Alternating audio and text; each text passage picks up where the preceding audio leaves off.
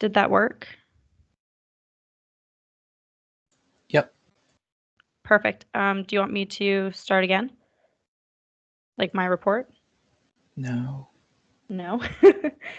Okay. Then I'll just pick up where I left off, or just go from exec priorities. Okay. Yeah, we're working on exec priorities for the remainder of the year as part of the review of the annual plan. I met with the Minister of Finance on Friday to discuss student financial aid, work integrated learning, support for online learning, and support for international students. And I'm in the process of hiring the Student Accessibility Commissioner, and I've received 24 applications so far and encourage your constituents to apply. The deadline is Friday, and interviews will take place in the coming weeks. And now I welcome any questions for the report of the President.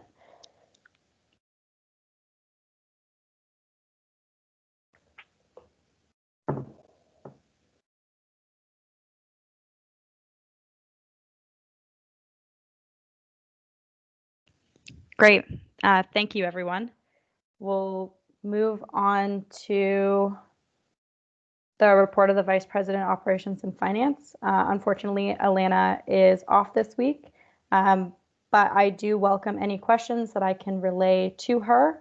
So if you do have any questions, I invite you to speak now, and I will take note and have them replied to in a follow-up email.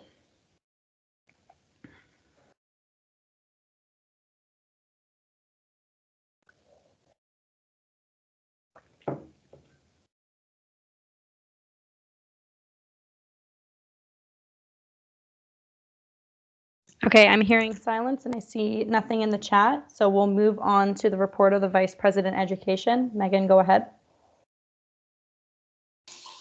Hello. In addition to my written report, I had a couple meetings this week with university stakeholders on some of the surveys that we're looking to launch. So those are hopefully going out within the next week. I'm also interviewing for my new student research and policy assistant who will start for the winter co-op term on Monday, which is also super duper exciting. One thing that Abby didn't mention is that all of the exec participated in the kind of virtual version of the Ontario Universities Fair, but just for Waterloo. I think they called it the Waterloo Virtual Fair. Yesterday, so we answered a few questions about people coming into our booth to talk about WUSA. And then finally attached to my report for information is sort of the first half of the housing report. So just for everyone's information, the way that this report is structured is into 10 research questions. The first 6 research questions focus on primarily secondary research. So those research questions were things like talking about those involved in the Waterloo housing system, previous actions by WUSA, what avenues currently exist for enforcement, some information about housing supply, demand, and pricing, emergency shelter options, and then, oh, sorry, pardon me. And then 6 is information that's available. So like where students can find information about housing. So that section of the report is pretty much complete. And then one of the surveys that I just alluded to is related to research questions 7 through 9. So student satisfaction, student behavior, and stressors on students related to the Waterloo housing market. So I'm hopeful that the latter portion of the report will be complete by the end of the fall term because my co-op student is working very closely on that. There's no action required from council today, but I just wanted to provide an update of, where we are on that project.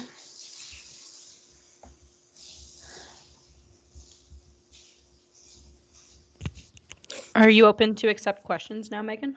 Yep.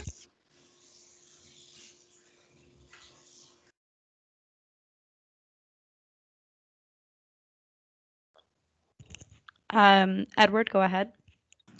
Hi, Megan. I'm curious about the Critical Co-op Challenge Student Engagement Action Group.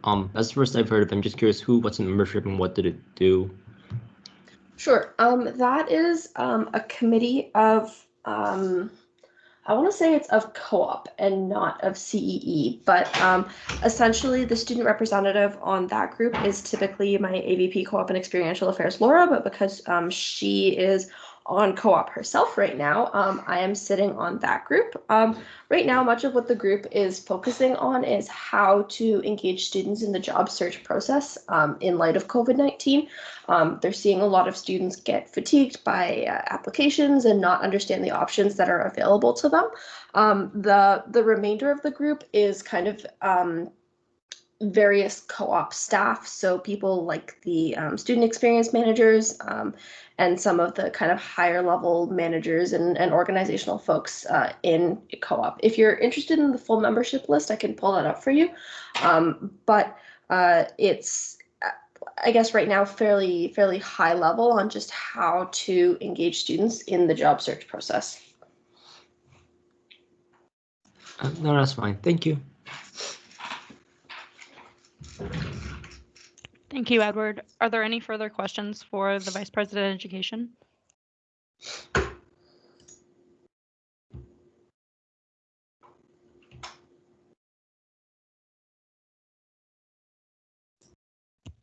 Seeing and hearing none, we'll move on to the report of the Vice President Student Life. Hello, everybody. I have no further updates to report other than the ones in my written report, so I am open to accepting questions.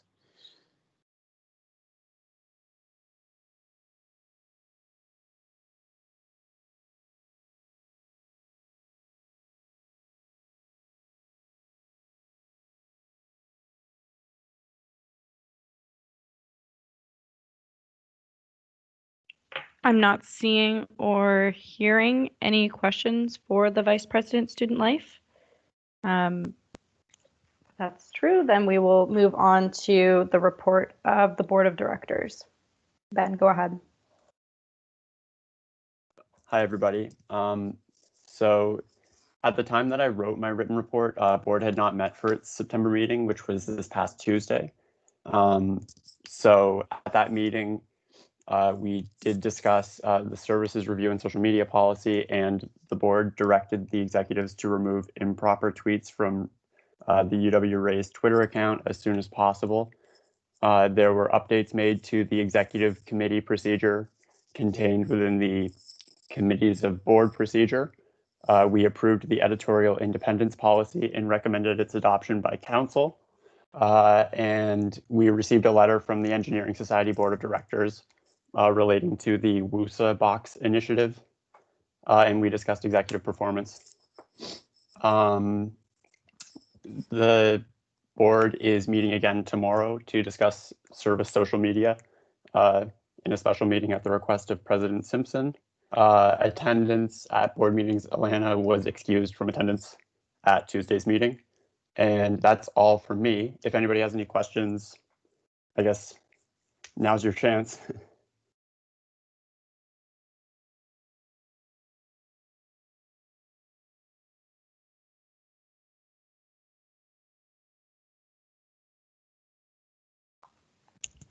Ben, I'm not seeing or hearing any questions. So we will move on to representative reports, beginning with the Applied Health Science Caucus. Hi, this is Marie from the Applied Health Science Caucus. So this past month, we've gone through with the WUSA awesome elections, which have gone very well. So we're currently in contact with the new president to set up new ways to be in contact with our constituents. More will be spoken later on another issue that we are currently dealing with, which is feedback and a lot of pushback from students about the faculty name change. But again, more on that later. And that's it from our faculty, and we are open to questions.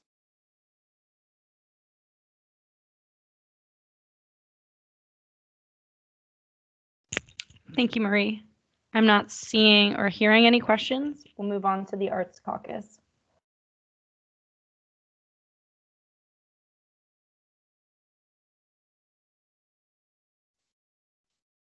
Hi everyone. So I guess I will be giving updates.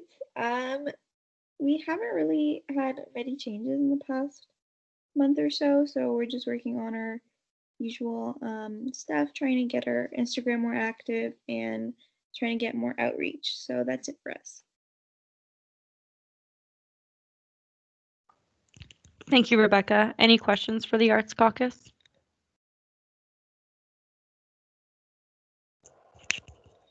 Seeing none, we'll move on to the Engineering Caucus.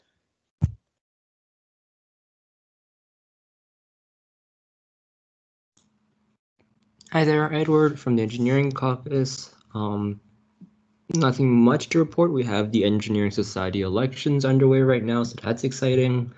But yeah, there was an item arising from an ENGSL council meeting that is a discussion item later during this meeting, so we'll get to that when we discuss the Learn opening item, I believe. But yeah, if anyone else from the Engineering Caucus has anything to chime in, Matt or Delaney or any of the other councilors, go ahead. I'm all good.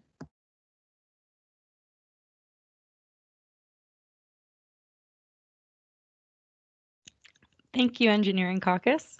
Are there any questions?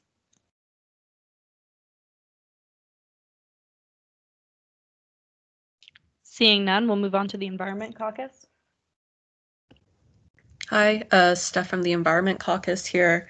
There's not too much to report that's relevant to Council, ESS, and the program associations underneath us. They've predominantly finished elections and they're getting the ball rolling there. One thing that we think that I guess like us counselors have been hearing from students, particularly first-year students, however, that we would like council to be aware of is the fact that a lot of students are terrified of Policy 71. They're not really sure the extent to which they can collaborate with other students or access test banks that might be available to them. For instance, the test bank that MAFSOC has on its website. Yeah, I've already conveyed this to Megan, but if anyone has any additional, I guess, like experiences with this, like I would strongly encourage you convey that to Megan so that we can kind of solve a problem to this. But yeah, it's just something that like we've encountered frequently from our first years. Megan, you'd like to directly respond? Yeah, I was just going to say thank you, Steph, for bringing this to my attention. My Associate Vice President Academic, Matt Garretts, is looking into this further in collaboration with our CAPS coordinators. Right now, the direction that we're thinking of going is collecting some kind of frequently asked questions from the buzz that we've seen on social media and on Reddit, as well as the experience that the CAPS coordinators have with the policies, and seeing if we can put together some information to make the policies a little more digestible for students so that they understand what collaboration is permitted and how Policy 71 works. I think that this also fits in really interestingly with something that I've heard from the Engineering Caucus, which is a call for greater clarity on what collaboration is permitted on various assessments throughout the term. So that's something that I've already kind of floated with some university admin, and will likely be an outcome of the academic survey that we're working on to make some further recommendations for I guess to pass on to people like the associate deans of the faculties. So much appreciation for both the Environment and the Engineering Caucus for raising issues like that to my attention.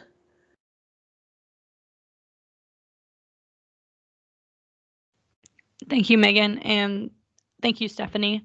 Are there any questions for the Environment Caucus?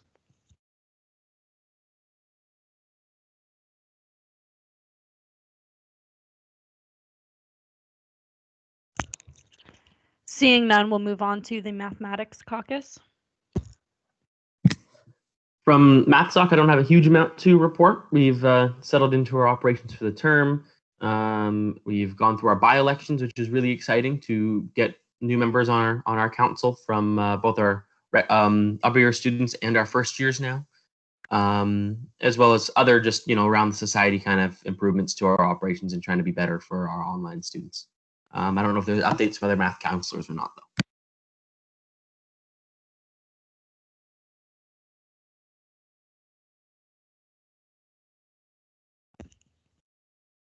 I'm not seeing any other math counselors unmute. Are there any questions for the Mathematics Caucus?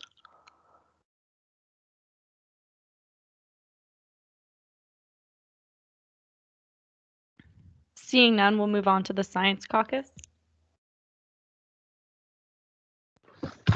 Hello, everyone. So at the moment, Science Caucus has nothing to report, and that is about it. Thank you, Nick. Are there any questions for the Science Caucus?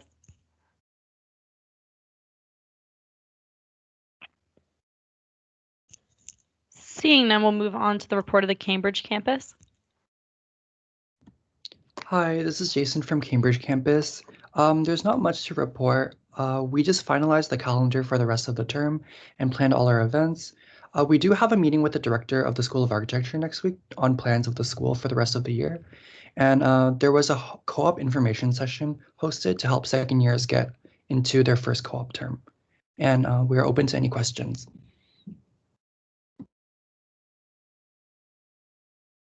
Thank you, Jason. Any questions for the Cambridge campus?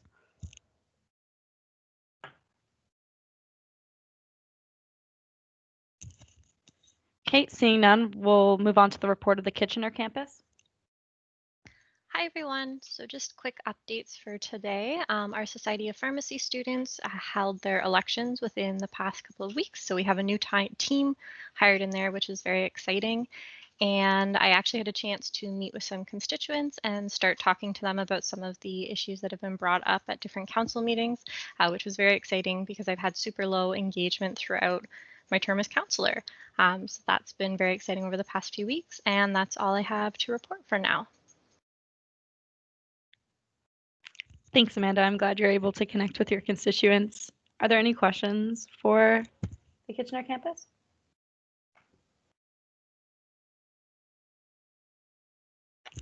Rebecca, go ahead. Thank you. I was just wondering if you could maybe just elaborate on like how you reached out to your constituents, just from like a learning perspective for us, because we also have not that great engagement, especially since we're not on campus. Yeah, so it has been super difficult with things being online. I've been trying my best to get into as many Facebook groups and Discord groups as I can, and just trying to reach out with different questions on there. I don't get very much engagement on posts, but I have had a lot of people like message me one-on-one to chat, which has been really nice. But if anyone has any other strategies that they've been doing to connect with people online, I would also love to hear them, just to get more people involved.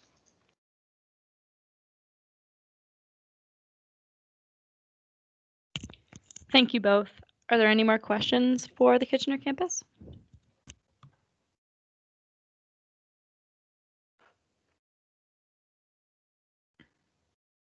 Okay, seeing none, we'll move on to the report of the Stratford campus.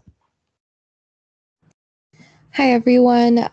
There's nothing really new to report. I'm still working on student engagement because it's kind of difficult with everyone scattered around. But yeah, like again, if anyone has any suggestions, I'm open to hearing them. But other than that, there's nothing new to report. Thank you. Are there any questions for Stratford?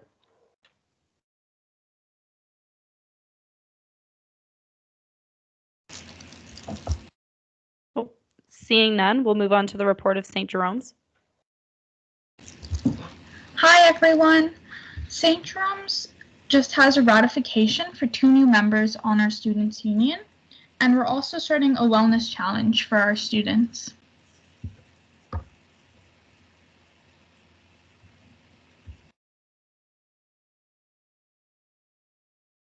Sorry. Thank you, Chanel. Are there any questions for the St. Jerome's caucus?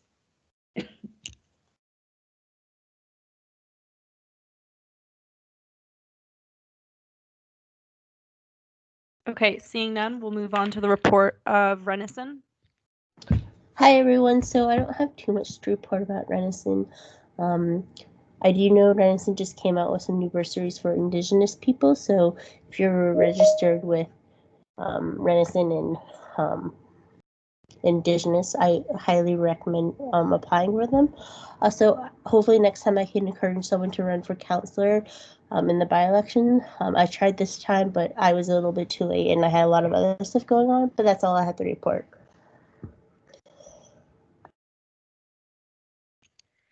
Thank you, Vicky. Are there any questions for Renison?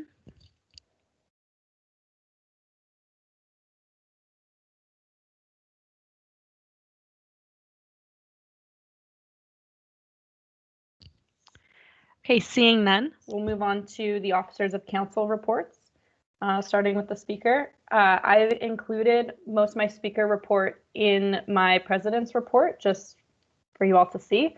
I guess an update since I wrote the report. I met with our marketing team to finalize the council engagement plan.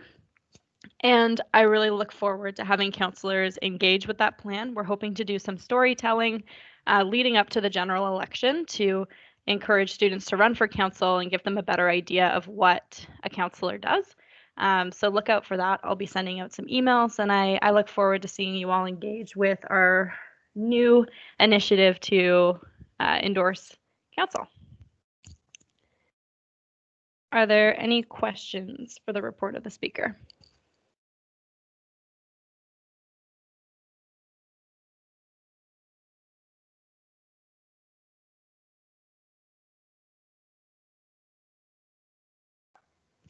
Seeing none, we'll move on to the report of the deputy speaker. John, go ahead. Morning, everyone. I don't have anything in addition to my written report. The same names that were there last time are on the list of people who are eligible for removal. No one's been added, and that's it.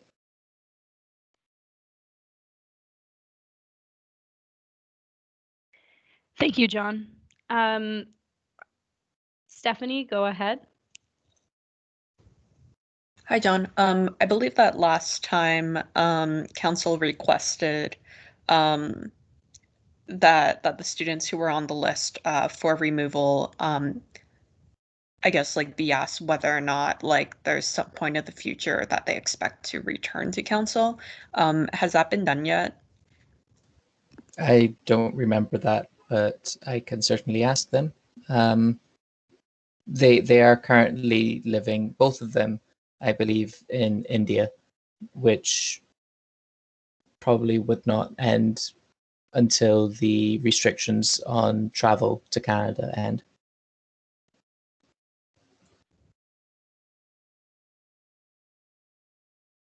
Okay.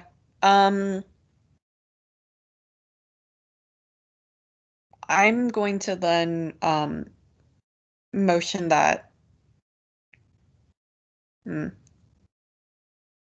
Okay, so, like, I'm tempted to motion. I'm not actually motioning, but, like, I'm tempted to motion that we remove them from their seats, just given the fact that, like, it doesn't seem as if they're going to come back by the end of their tenure as council. And if the seats they sit on, if no one's really engaging with council or voting on behalf of the constituents they represent, that's not necessarily fair to their constituents. I would like to give them an opportunity to get back to us regarding that. But yeah, I don't know if anyone wants to go ahead and submit a motion. Stephanie, if you'd like, I can tell them that they are that some councillors have discussed this possibility and ask them if they have an anticipated return date, if you'd like. Yeah, I'd appreciate that. Sure.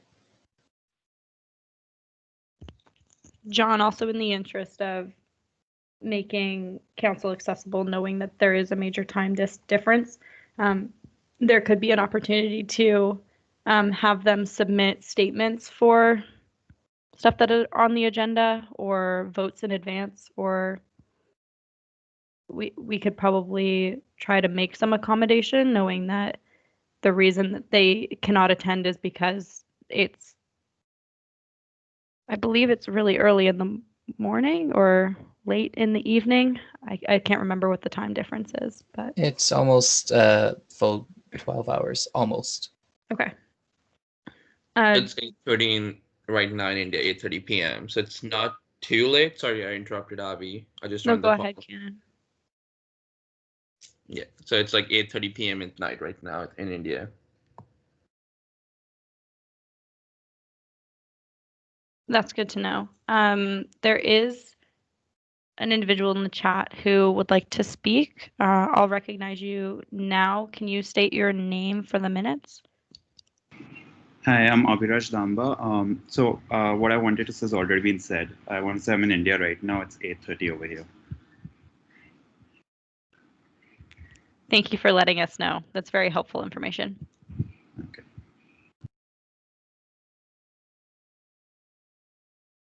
Stephanie, go ahead.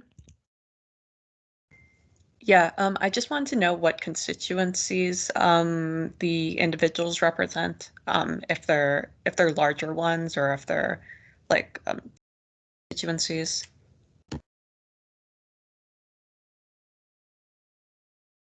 I believe one is arts.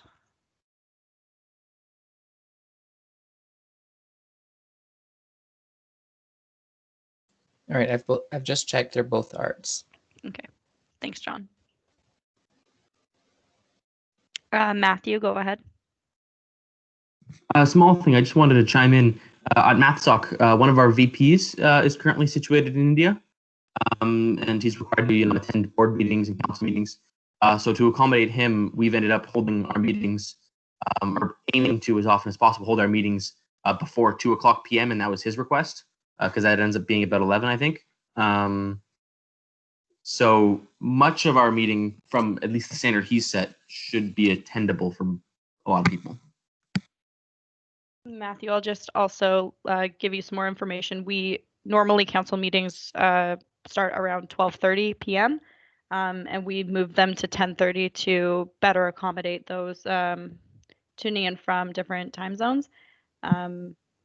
So there may be another opportunity to have another conversation about the current time and maybe see if there's a way we can accommodate. Sounds good. Yeah, was aware of a lot. Cool, thanks.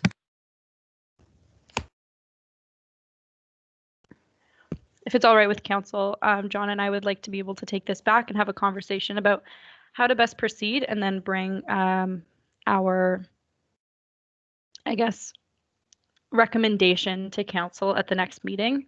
But that being said, Stephanie, were you going to say the same thing? No, I was just going to ask if you had any sense if they were removed, when / if by-elections would occur, or if it would just be ASU filling the seats. Currently there are 4 empty seats. If we were to motion to remove the 2 individuals, there would be 4 empty seats on council, and we could run another by-election.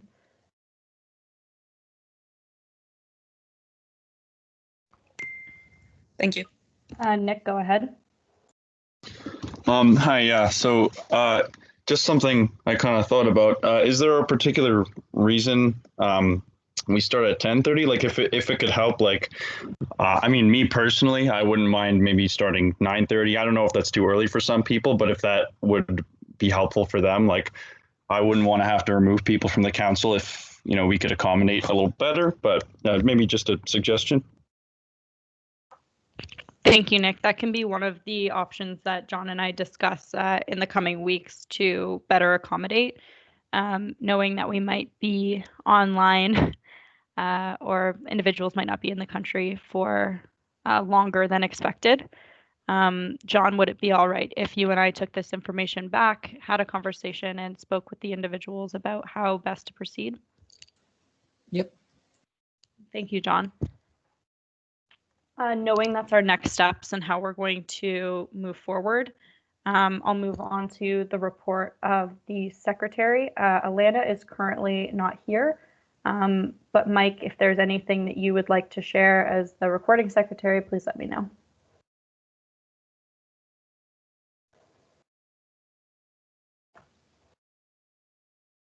Thanks, Mike. All right, we'll move on to standing committees and commissioner reports, beginning with the report of the Elections and Referendum Committee. I'll quickly give a summary of the results, which are now available on the website. Candidates should have received an email this morning just to let council know there was a bit of a delay due to some website issues earlier in the week. So we extended voting to make up for the technical difficulties. So there was a small delay in calculating the results as well. So the following candidates have filled positions for the by-election. So for Math Senate, Catherine Dong, congratulations. For Science Senate, we have Mark Antonio Baruto. Math Council, no candidate met the quota of 203 votes, so the seat remains open. And Renison Council, no one nominated themselves, so the seat remains open. So the results can be found at wusa.ca/wusa-elections. And if you have any questions, I will pass them on to the CRO, or you can email them to the CRO@wusa.ca. That being said, I would like to motion to ratify the results of the fall 2020 by-election as presented. I'll second that. Thank you, John.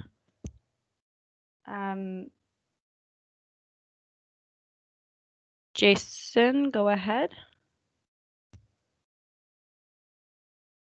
Jason Small, you'd like to speak? Have expense reports been submitted from candidates? Yes, they were submitted. All were submitted on time, and we're just doing the final report now.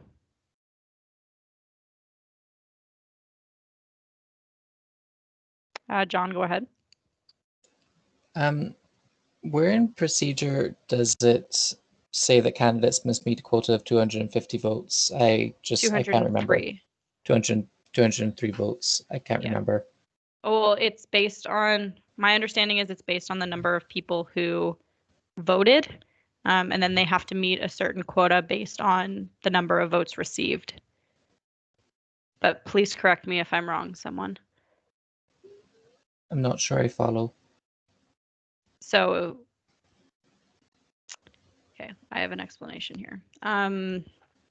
Okay, Megan might have a better explanation than I have. Megan, go ahead. I apologize for the vigorous clicking in the background.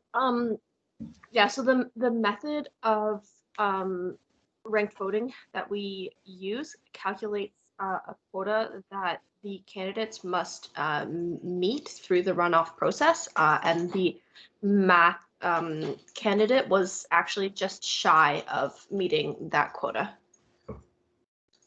I believe, hey, Michael, what's the name of that ranked voting system that we use with the quota? Single transferable voting for one vacancy.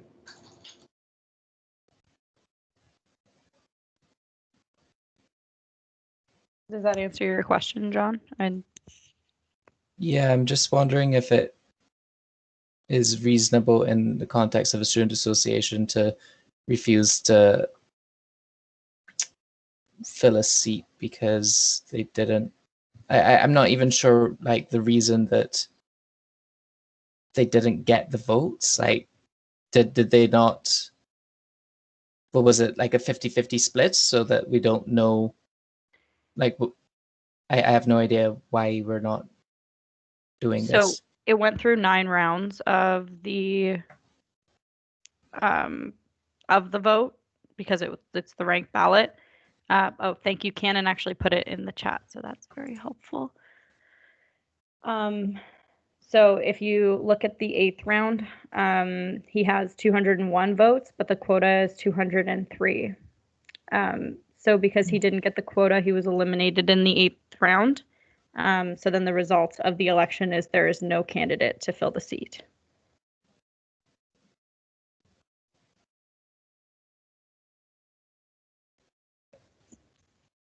The Elections and Referenda Committee reviewed it, is my understanding, and made a recommendation to MathSoc to either have another pro tempore candidate, member to fill the seat, or we can run another by-election. I'm Abby. Can I just step in? Sorry, I had a one in the chat before. Sure, go ahead, Cannon. John, so this will be coming at MathSoc Council to fill up this seat later on. So I think we can move on from now. Just like it's on my radar as a speaker for MathSoc that we have to appoint someone. Right now, Angela is filling this seat, but at the next MathSoc meeting, we'll have a motion about this.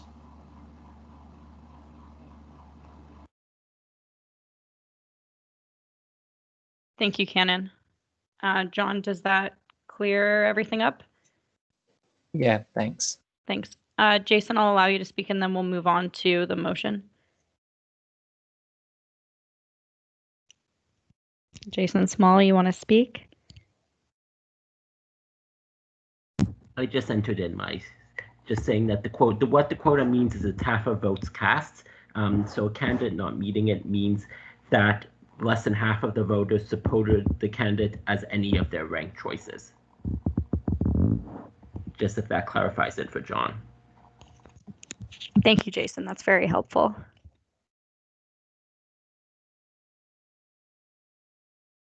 Seeing no more questions or comments coming in the chat, I'll read the motion again. So, okay.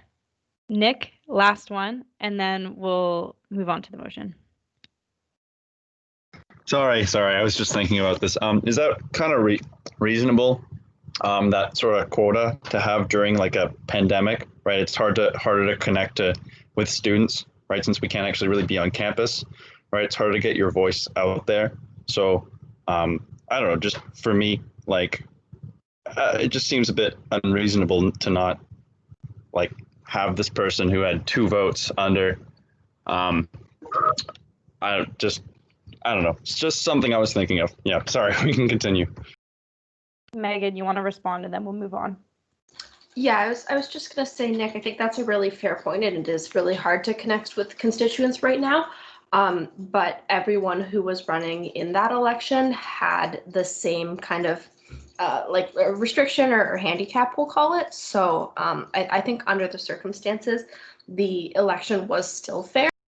And it's certainly something that MathSoc can consider, which is to just appoint the person who was very close to being successful in the election, if they feel that that's appropriate. Thank you, Megan.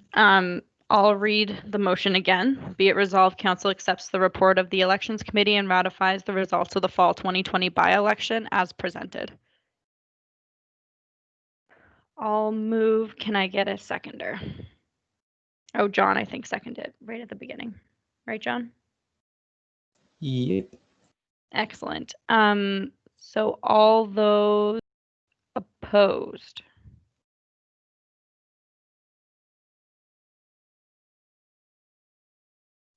Any abstention?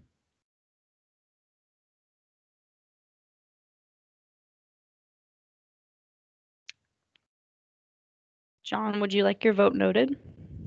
No. Stephanie? Stephanie would like her vote noted in abstention. Thank you, everyone. Passes. We have ratified the results of the fall 2020 by-election. We'll now move on to the report of the Policies and Procedures Committee. There are 4 policies attached for first reading. John, I'm not sure how how we should do this. Should I just go one by one and ask if there's any comments? Sure. Okay. So policy 8, university records. Yes. Anybody have any additions or questions or comments on the policy?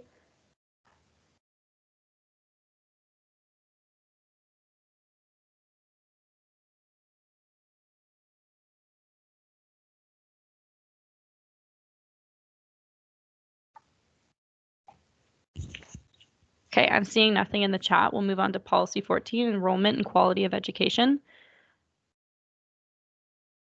Any discussion?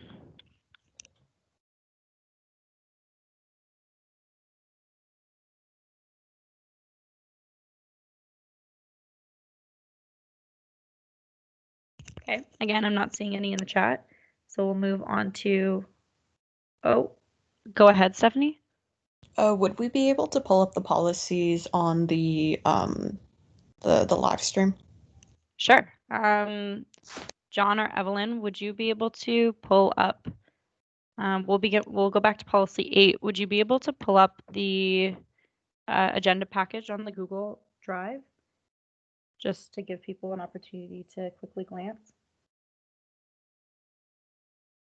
Thanks, Stephanie.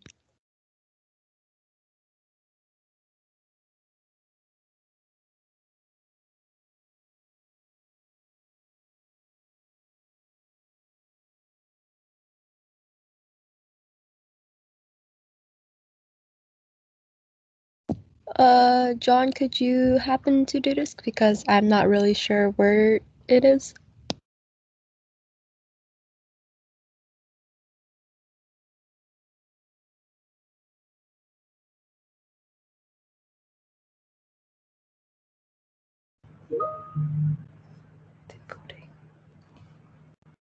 Okay. Evelyn, the link is in the chat.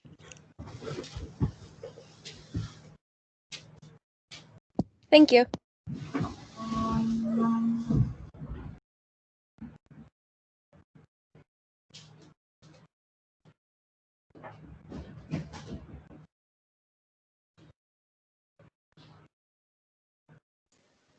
Is my screen being shared? Yes, it is. We're Okay. looking for the text of policy 8. Is that up? I see it. Excellent. Thanks, John.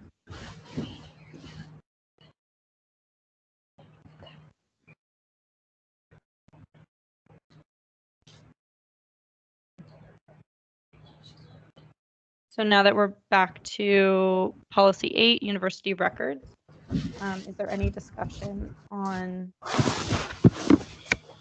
this policy? I'll also ask that if you're not speaking, please mute your microphone.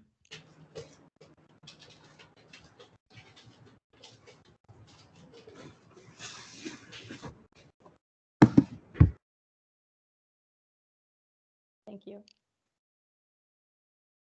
Okay, I'm not seeing any points for discussion in the chat. So we'll go back to policy 14, enrollment and quality of education. John, can you quickly pull that up?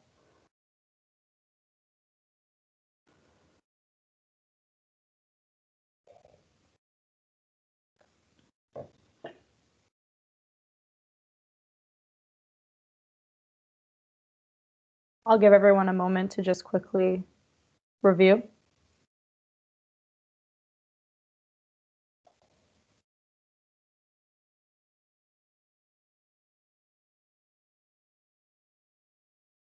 Any discussion on this item?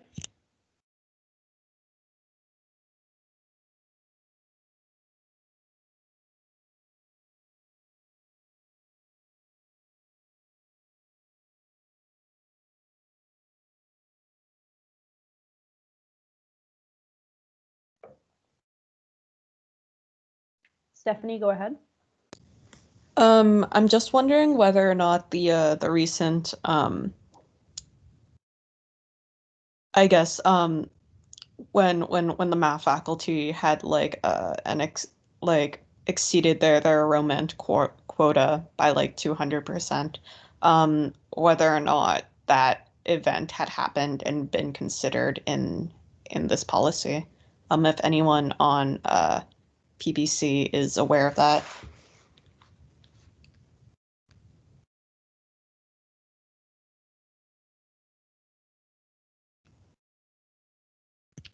I'm not aware of that, but I can bring that question back and we can take another look through that lens. I see this is sponsored by VP Ed. Megan, do you have any ideas if this was considered? Yeah, so what happened with this policy is that it was drafted by the APP academic, and I thought that it was going to come to EAC, but it actually ended up going to PPC. So this was on my list of things to flag at EAC, but given that we're here, we can flag it now and send it back to the APP academic for review.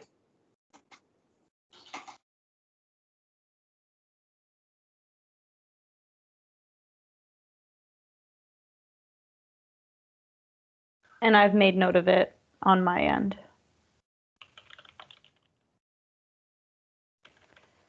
Any other comments on the Policy 14 enrollment and quality of education?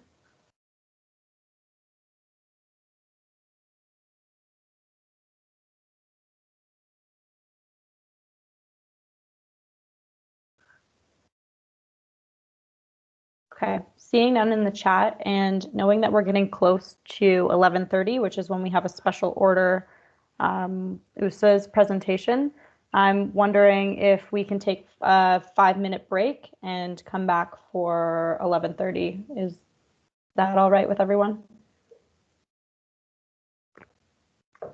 Yep.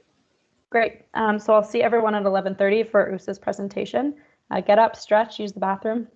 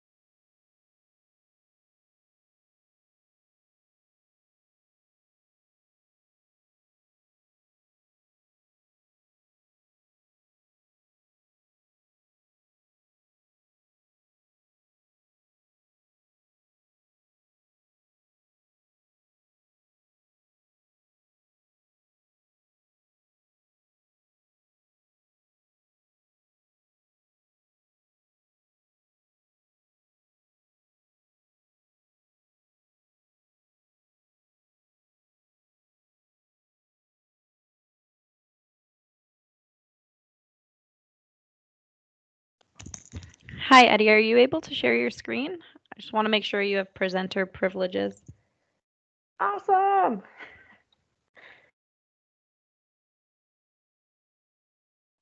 Yes, I think that should be working. It was Thank up you. and now it's not. Okay, sounds good. I think I just I'll figure it out. I think I know what I did. Okay.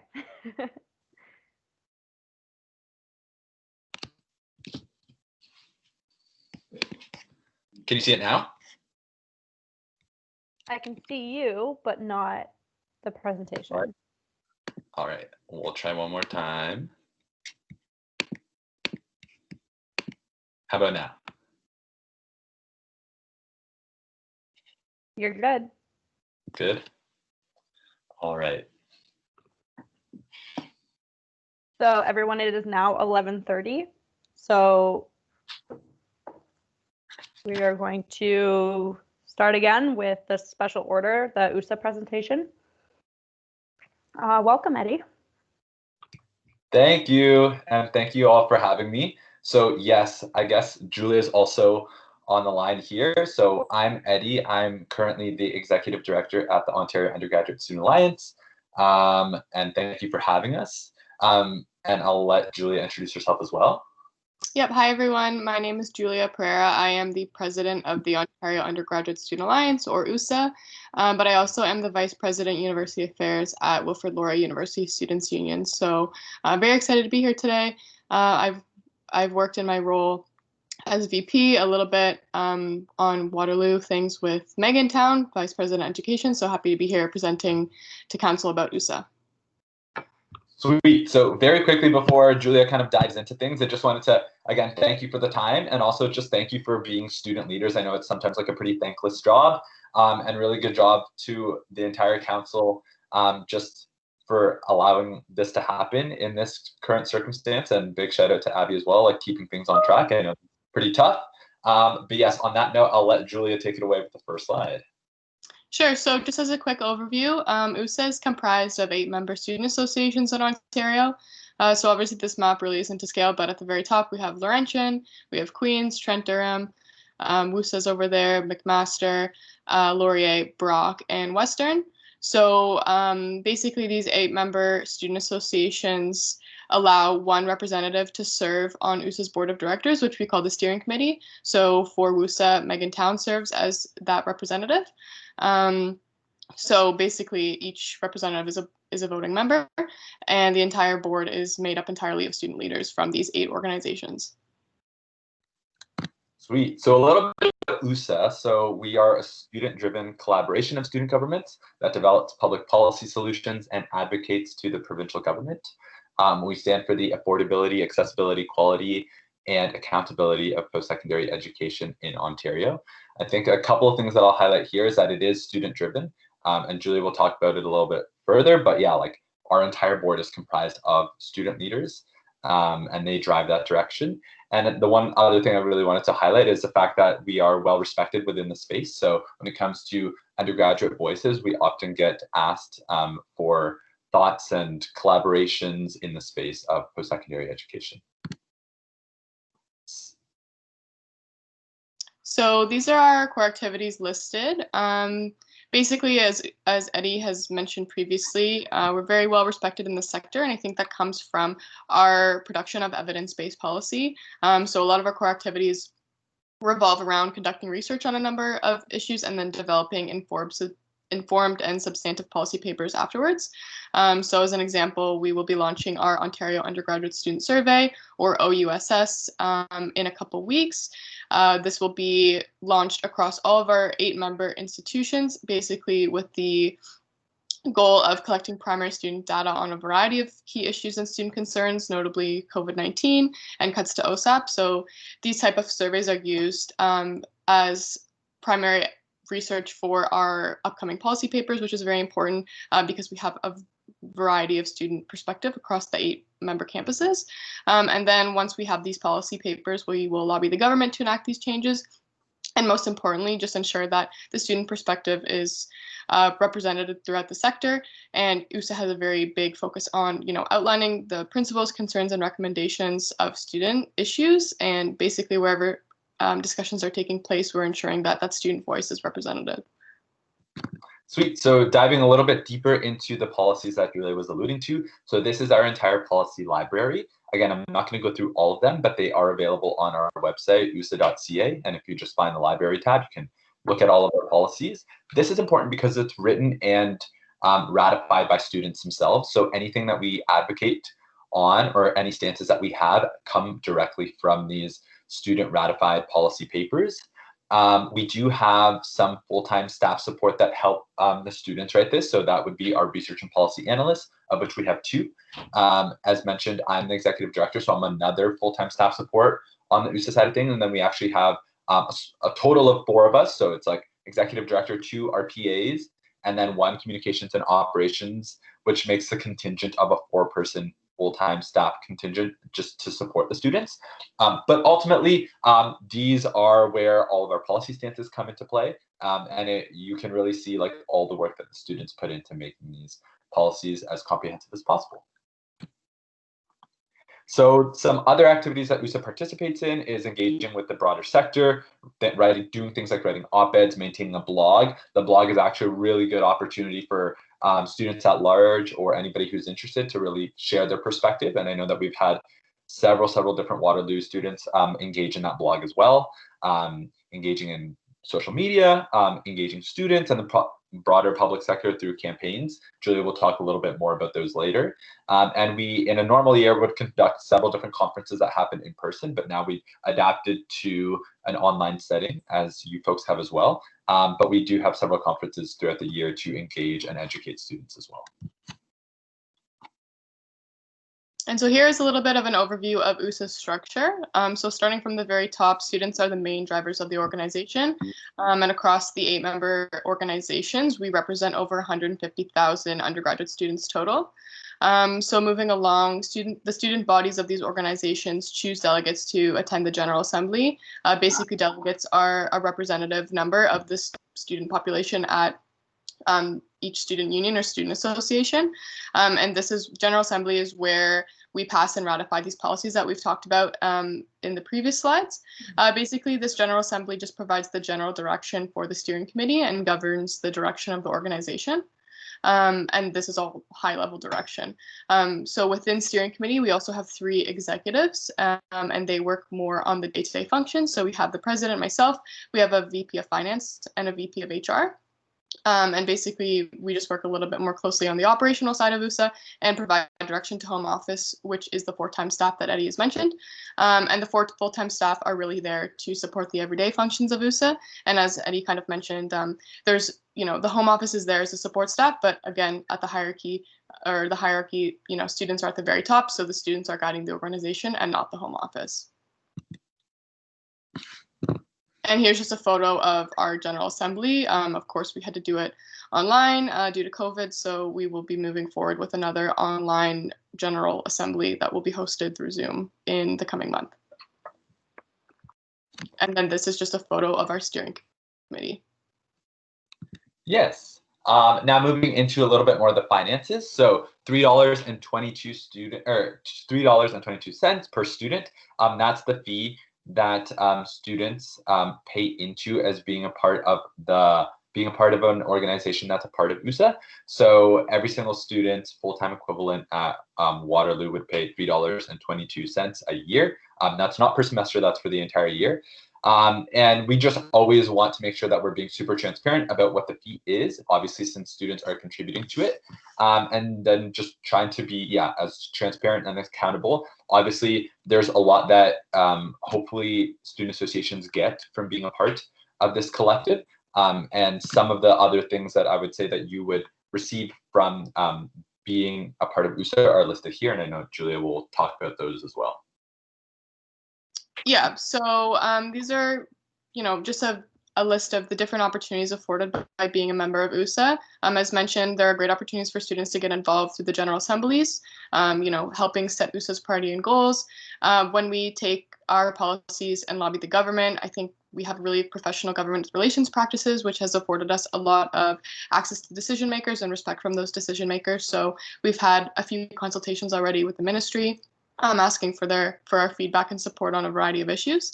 I think also USA just hosts a variety of resources and assistance and best practices sharing that just comes along with having 8 member associations as part of USA. I think that it provides an opportunity for many student unions to learn about the operations and take ideas and share information about what other student unions are doing as well.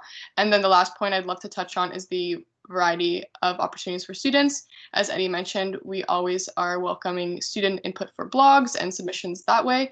And we also offer an internship over the summer months. So this summer, even with COVID, we had a fully virtual intern, and that internship provides a great opportunity for publications and to work on any sort of projects that interest the student and are the interest of post-secondary education in general. So our last intern had a video series that Eddie will touch on a little bit more and wrote a capstone research report about the effects of COVID-19.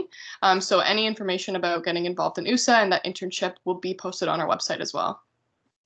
Sweet. Now diving into some of the campaigns that we've run. So this is just an example of last year, our campaign, which was our OSAP letter writing campaign.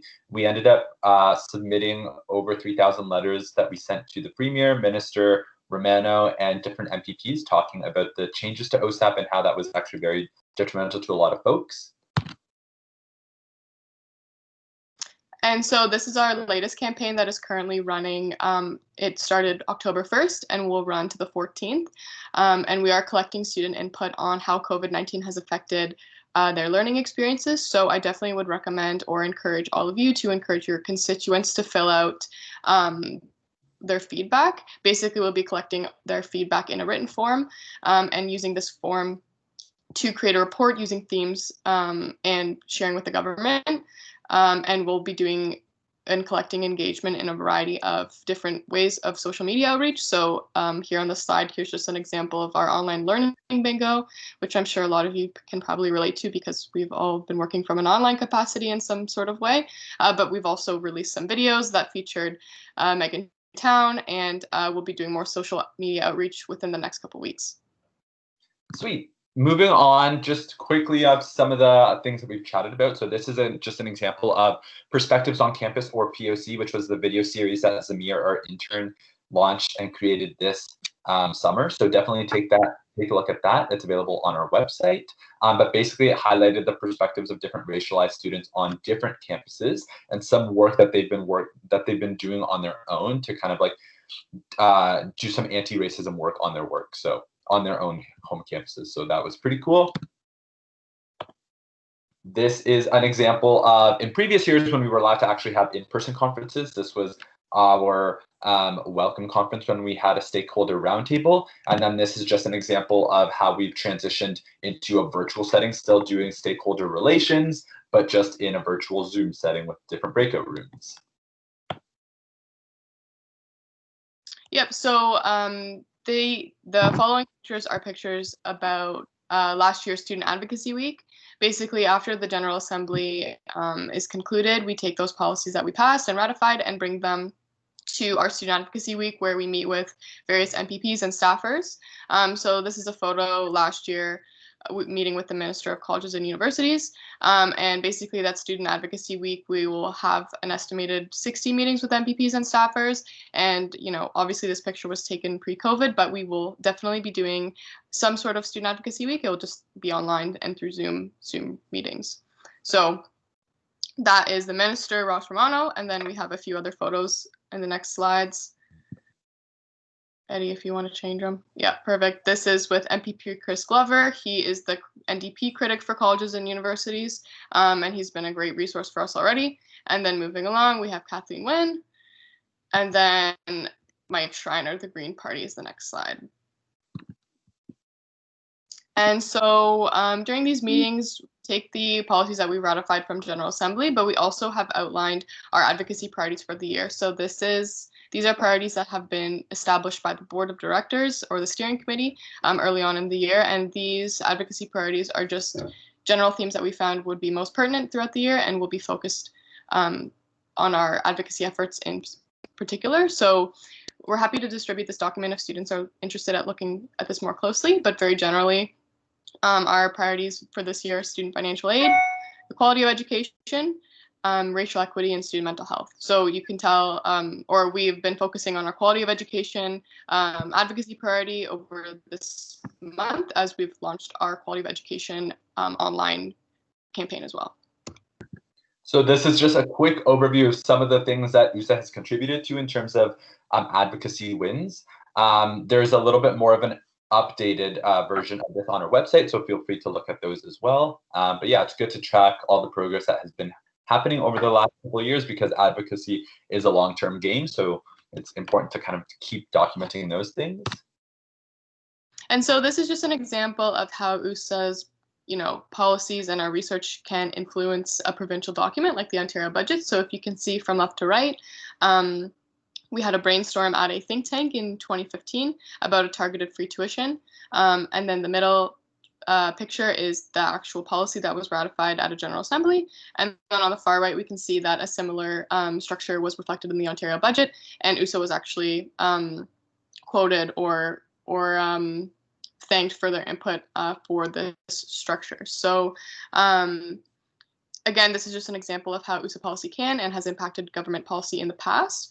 Of course, there's a different government now, and the targeted free tuition no longer exists, but I think that just means that USA can continue to adapt their strategies while remaining in the best interest of our member schools. Yeah, and some examples of that are some of the recent developments. So like, obviously there were a couple things that happened when it came to like the 6-month interest-free OSAP moratorium that happened, unfortunately recently ended at the end of September, but those were some things that USA definitely advocated on and also did a little, like, dipped our toes into some federal advocacy as well, just because of the need with the global pandemic. So the CESV that was launched throughout the summer is also something that we contributed to a little bit as well. So again, as Julia said, kind of maneuvering and massaging our way through some of that advocacy space, even with the new government. And then the last slide we have is just a quick overview, high level, of what our budget kind of looks like. It's around $485,000 that, again, as we mentioned, are student fee driven. But this is just a little bit of an example of kind of like the percentage breakdowns. One thing that I'll definitely highlight is that Megan and different folks on steering committee have really put a lot of effort and emphasis on having discussions about what our budget could look like or how it should adjust this year, because obviously we're in a little bit of a new situation. We're not necessarily going to be having the same types of expenses when it comes to doing in-person campus visits or even some of our event planning being online. So just like trying to see how we can remain responsible with these student dollars, even in a time when there might not be the same amount of expenses with virtual settings. And that's basically it. So I'm not sure what kind of like the setting is, but I know that Julie and I are happy to answer any questions if there's time for that.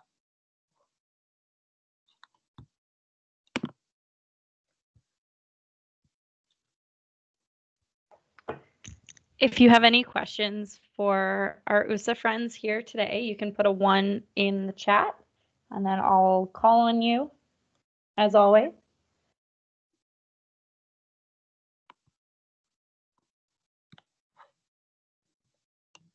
Stephanie, go ahead. Hi, guys. I like the waving. Yeah, so I remember last year there was talks about the possibility of other student unions joining USA. I was wondering if you could give an update on kind of where that's at.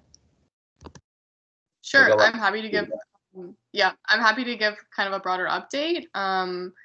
We have been actually focusing more on our recruitment efforts this year. We actually recently passed a new kind of observer status policy because we noticed that the previous observer status policy kind of was a little bit difficult for students and student unions to just join USA in a more investigative way.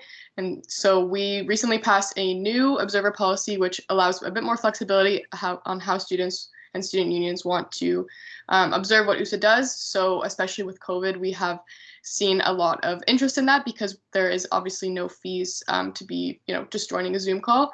So I think that's much appreciated by student unions, and we'll actually have, I believe, 2 observer delegations coming to our upcoming fall GA. Thank you. Thanks, Stephanie. Any further questions for our friends at USA?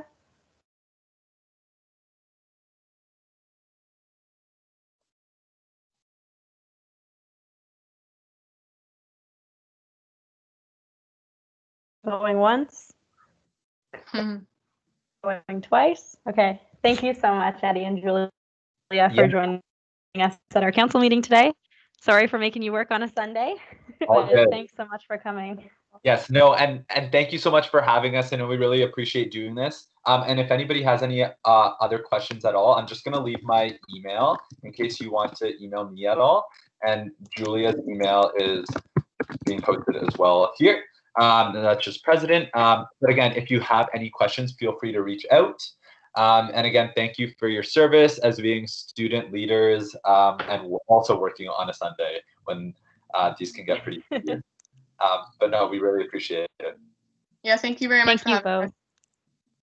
I will also, for council, I'll include these emails in the follow-up email after the meeting, just in case you have any questions or are a little sleepy still because it's still before 12. And then you can email them at any time. Thanks, everyone. Thank you. Thank you. So now that we've finished the special order, we'll go back to the report of the Policies and Procedures Committee.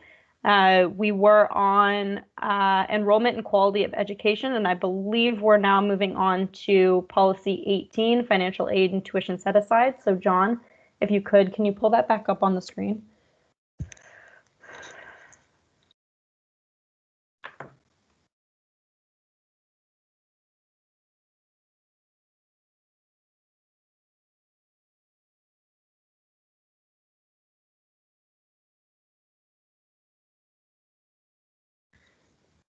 Thank you, John.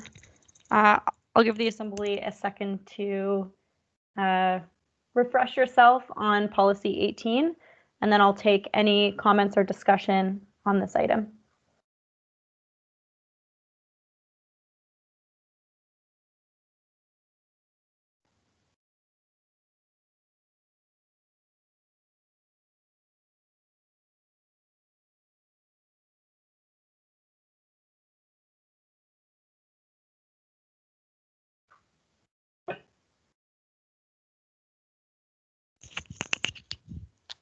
Okay, I'm not seeing anyone posting anything in the chat.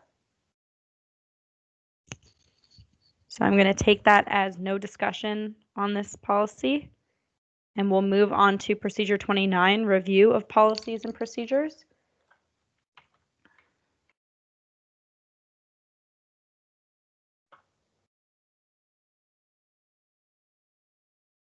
Please take a moment to quickly refresh yourself on the changes that have been made to Procedure 29. And then I'll open the floor for discussion.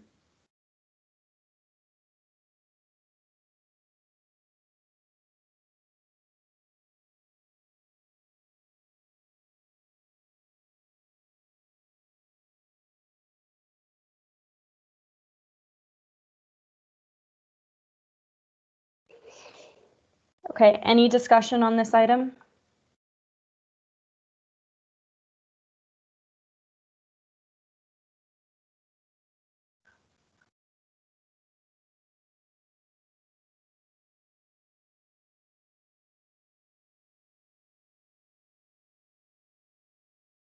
Okay, I'm not seeing anything in the chat.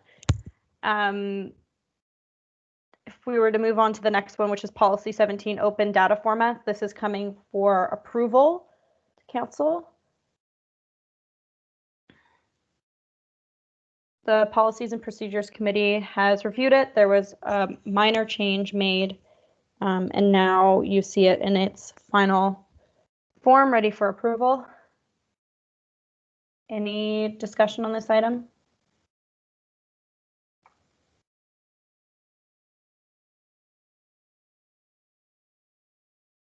Okay, seeing none in the chat, the last policy for approval today, which was brought for first reading at the last council meeting, is the Editorial Independence and Code of Ethics for Student Publications. So this is recommended by the Policies and Procedures Committee and the Board of Directors for adoption by Council. Any discussion on this item?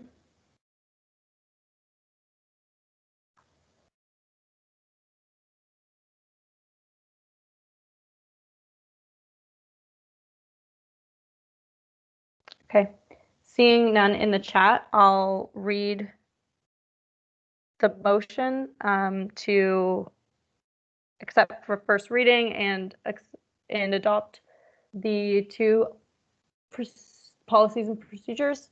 Be it resolved, Council gives leave to the Policies and Procedures Committee for the first reading of the following policies: Policy 8, Policy 14, Policy 18, and Procedure 29. Be it further resolved that Council approves Policy 17, Open Data Formats, as recommended by the Policies and Procedures Committee, and be it further resolved that the policy entitled Editorial Independence and Code of Ethics for Student Publications, recommended by the Policies and Procedures Committee as presented, be adopted to enter force and effect at such time as the President shall deem advisable, no later than January 1st, 2021, and be it further resolved that for the utmost clarity, prior to coming into force and effect of this policy, student publications shall continue to enjoy all such rights and privileges, remedies that by precedent exist, and those guarantees which the policy provides to them in addition. I'll move. Can I get a seconder? I'll second it, Abby. Thank you, John. All those opposed?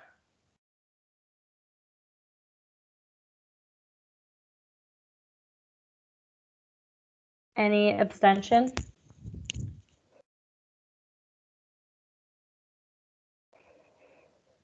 Okay, seeing nothing in the chat, it passes. And we'll move on to the report of the Education Advisory Council. Megan, go ahead.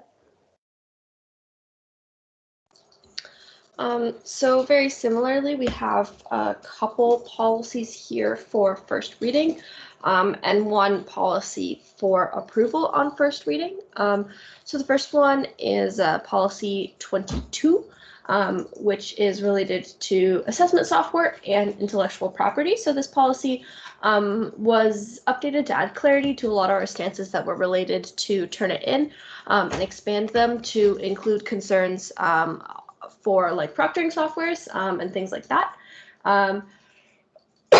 Excuse me. So, for example, you'll see item B that the university expand this practice to include all third-party assessment software or web applications, including proctoring software. So if anyone has any comments on these policies, feel free to voice them now or send me an email after the meeting.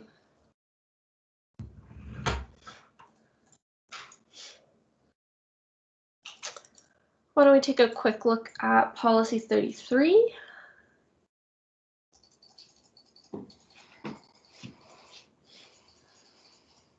So this policy is really related to some of the policy 70, 71, and 72 discussions that we've been having. Some of the primary recommendations of this policy are to change how penalties are kind of assessed for academic integrity violations. So for example, trying to take into account things like intention, as you might be thinking of things like, you know, if you're in a group chat and someone posts like an answer key into the group chat, just, you know, for random example, it wasn't your intent perhaps to be in that group chat where the answer key would be shared, but nonetheless you've committed an academic integrity violation. So this seeks to account for some kind of edge cases where the current discipline policies might be stricter than is appropriate given kind of other mitigating circumstances.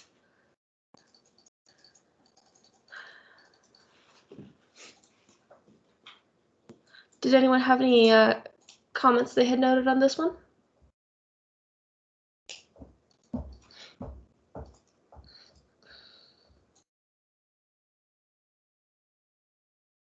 Okay, great. So these are, like I said, for first reading. So if you do have a chance to read them more closely after the meeting, would like to email me any comments, please do so in about the next week. Lastly, we'll be looking at our local and regional transit policy.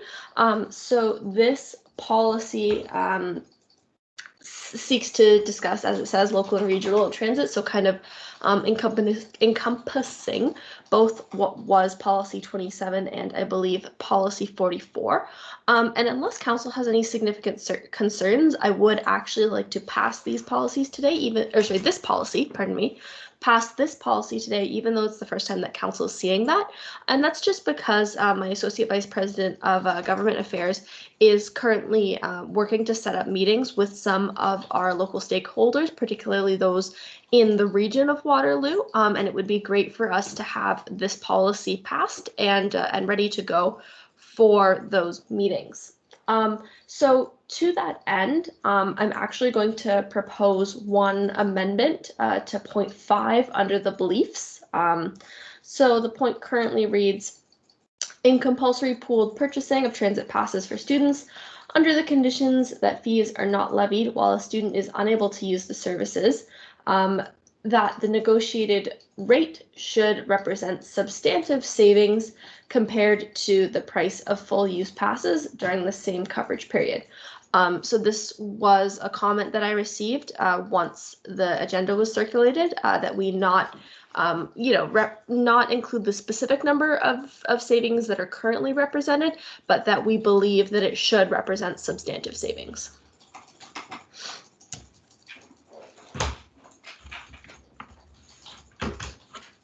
So maybe we could flip back to the live notes, and I'll write that in the chat so that you can paste it into the document, Evelyn.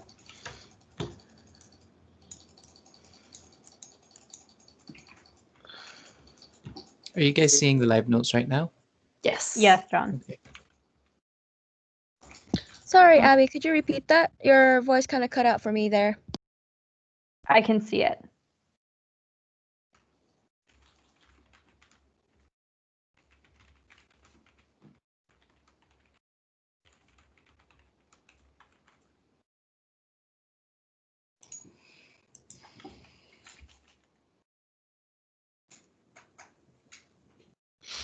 Edward, go ahead. Are we on the amendment right now or just the general policy, by the way? We are actually straight into the amendment. Okay, I'll wait for the actual policy then. Great. If no one has any comments on that amendment, Abby, could we possibly just take it on consensus? Yes. Okay. Having taken that item on consensus, we are now back on the main motion. Edward, go ahead. Hi. Overall, the policy looks great. Lots of good suggestions, well researched. Just mine mostly a style / policy thing, which is it's styled as more of a stance / motion where it's mandating an individual position to do things versus just a general statement of WUSA's beliefs and stances. Not something that needs to be addressed immediately, but something that should probably be addressed in the future. Okay.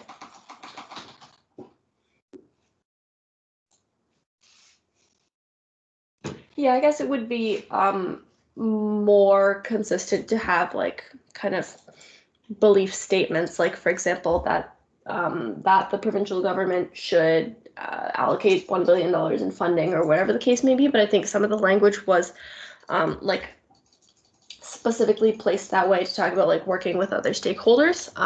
But if you would prefer, we could kind of conditionally pass it and tweak that language and then return it back to council just for ratification, or we can kind of accept it as is.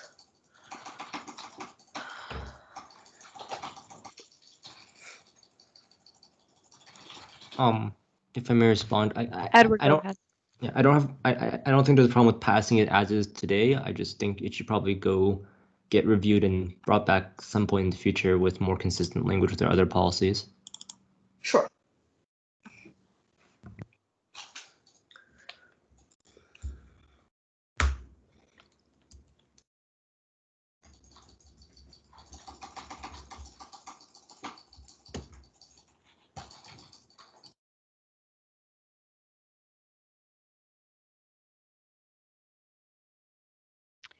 Are there any other questions and comments for policy 27?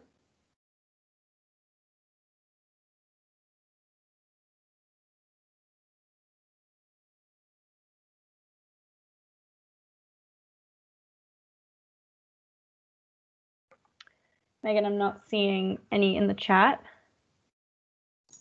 Yep, I would be okay to take this to a vote. I guess for a note, I believe that we require a 2/3 approval on this policy since we are passing it at the first reading, but I hope that council is happy with it as it stands, and so we can start working on it. Great.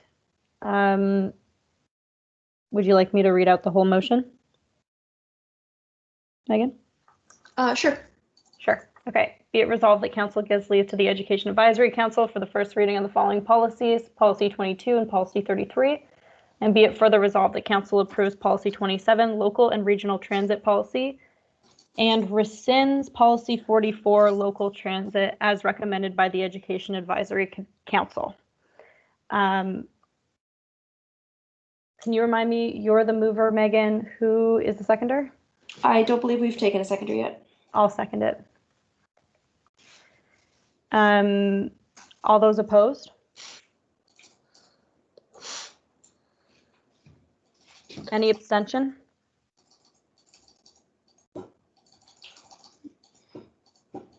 Okay, I'm not seeing any in the chat, so that passes. Thank you, Megan.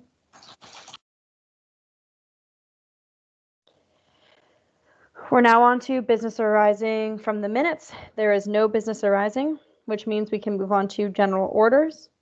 The first is early course access on Learn, a discussion submitted by Councillor Yang. Edward, would you like to speak? Yes.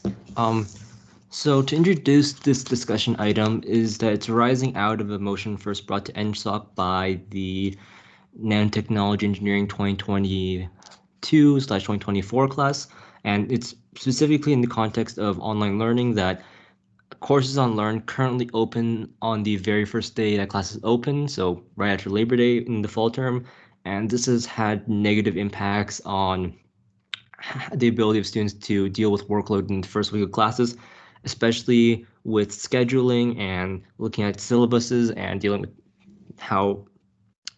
dealing with textbooks and other online learning specific requirements. So for example, what often happens is that if a student is enrolled in multiple courses, they don't know their schedules for each of their courses until after the course has begun and they're already dealing with lectures and many other things. And they had to sort out any conflicts and quizzes or lectures or possibly even midterm dates while the class is ongoing in the middle of the term when it could have been avoided if the information was released earlier. To that end, one of the suggestions that was brought up at the Engineering Society Council meeting was that courses on Learn be opened up to students to access a few days prior to the first day of classes, possibly 2 to 3 days in advance, so that students could go in and look at the syllabus and outlines and any other relevant course information. This isn't a perfect solution, of course. Sometimes profs won't be able to get all that content up in time, or courses may change, but we think that students should be able to access this information really before the start of the term so that they have that extra time to deal with the administrative and scheduling burdens without having to do that during their academic term outright. So for this discussion item, I just kind of want to see what the rest of council and the other faculties think of this suggestion, and also hearing from the executive to see if they have any suggestions on how to make this a feasible ask and hopefully get this implemented by the winter term, which would be the next online learning term.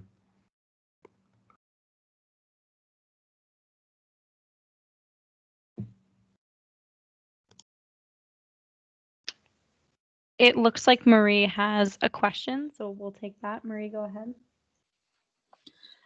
Sorry, I do have a question. Because our courses are released the day of, I do agree with you that it makes it a lot more difficult to catch up, but how would that be able to go forward? Because just offering some insight, for one of my courses, 2 of our syllabuses weren't released until a week and a half into the course. So I'm just wondering how feasible it is to ask that of our faculty, whereas in a situation like COVID, they may not even know what the course is going to look like until it's begun.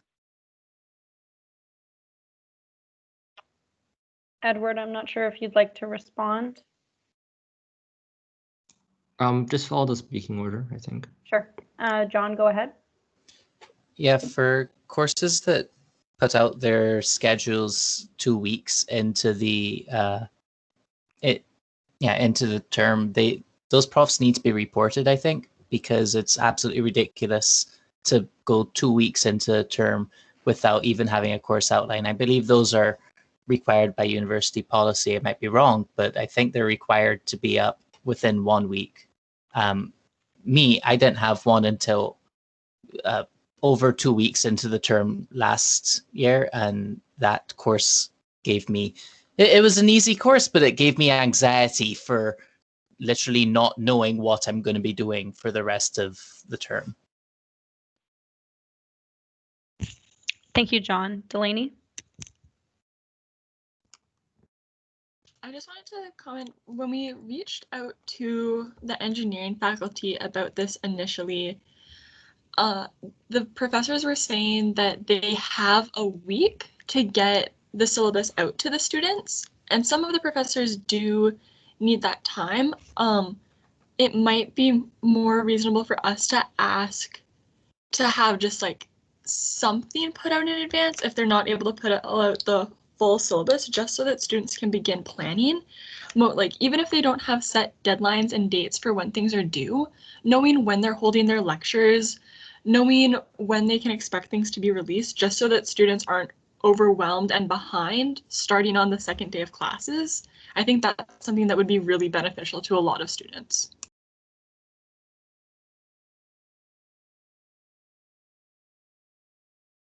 Thank you, Delaney. Edward, you also wanted to directly respond?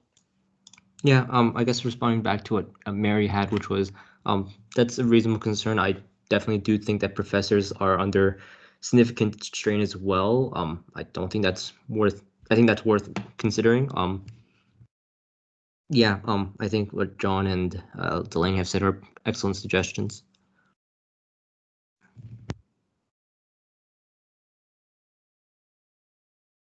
Thank you, Edward. We'll go to Catherine.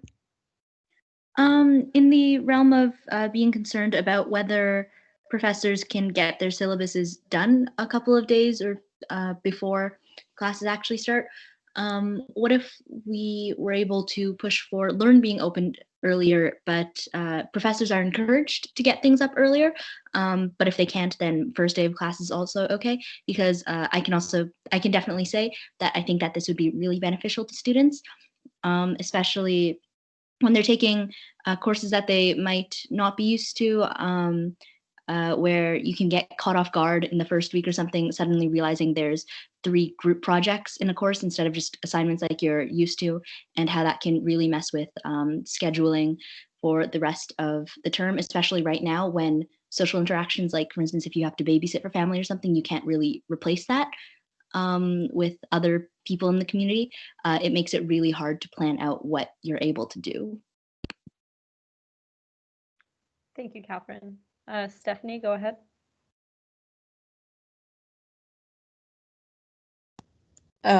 Yeah, like Catherine got my point exactly.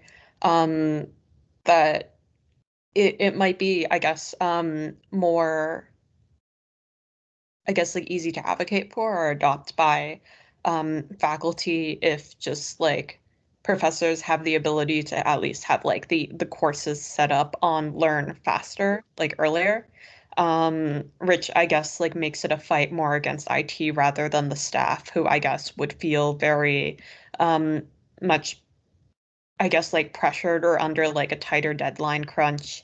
I've seen some professors have stuff like pre-prepared in advance. So I mean, even if like those professors are able to post things earlier and get that out of the way, then it helps students, for the professors who need a little bit of extra time, that at least you have some idea of what's going on ahead of time.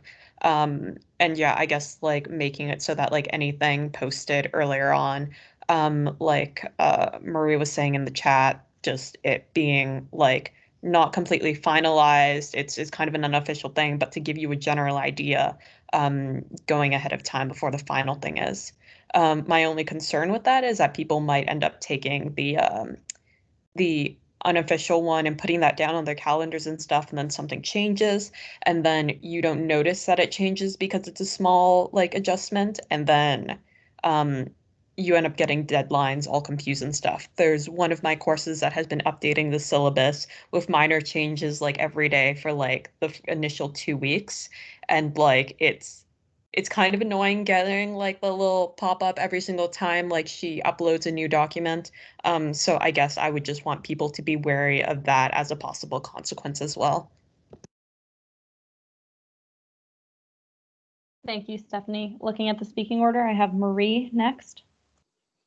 Yeah, Stephanie, I think you brought up a good point, which was reflected after I sent that message, but I think the unofficial document wouldn't even have to be that detailed, but I think, at least speaking from personal experience, having syllabus or any kind of scheduling help beforehand would be like hugely significant. So even if an unofficial course schedule or something like was to be released saying, you will have 3 assignments, or kind of, because I think at least before the syllabus is posted, assignments or assessment methods have to be a bit pre-reflected, also noting that this will be the second term that we're going online.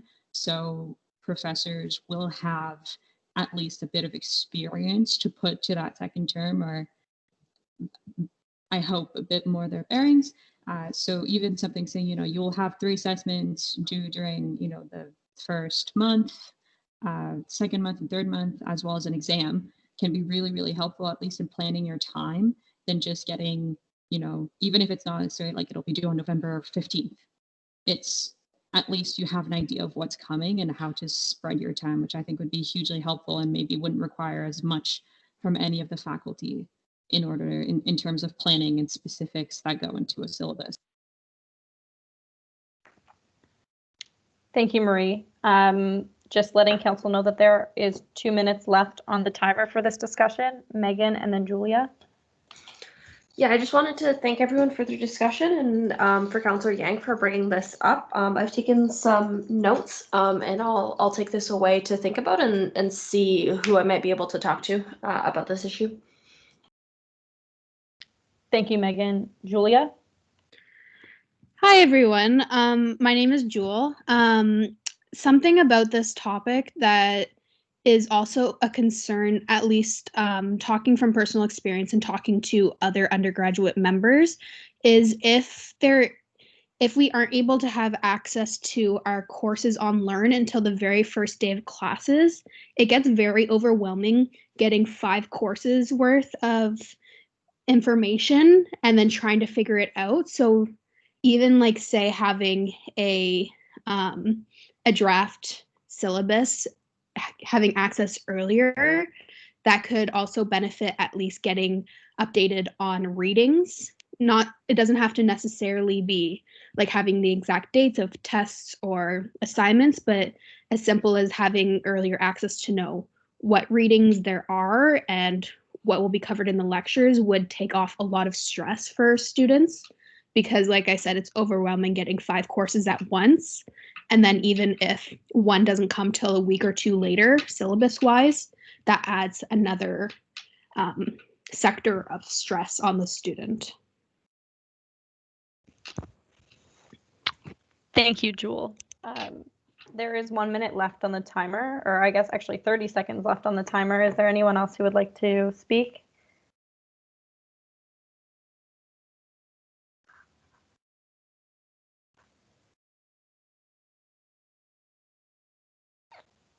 Okay, I'm not seeing any new comments in the chat. Edward, is there a motion you would like to bring up arising from this discussion? Depending on whether or not Megan feels they want a mandate from council on this.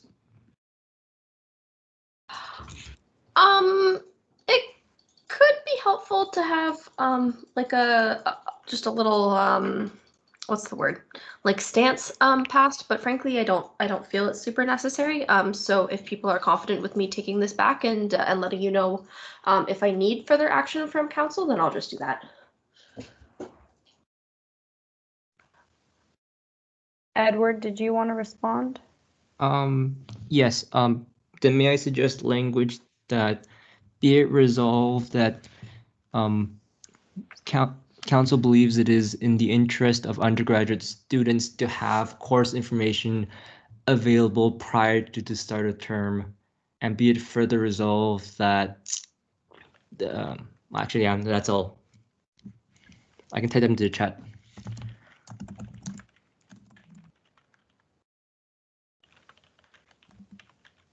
Thanks, Edward. If you could type that into the chat, I think I got it, but it'd be better to have your words.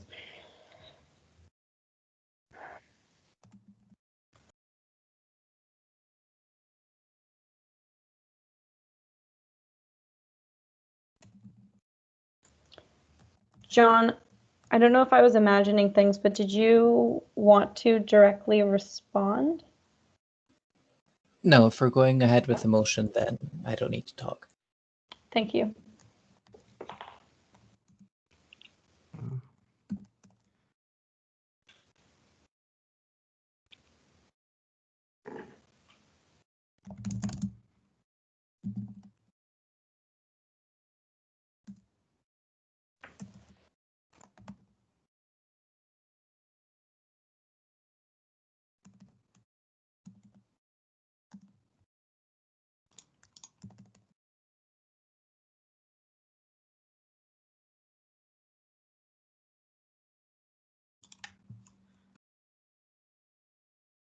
One second, let me just, there we go.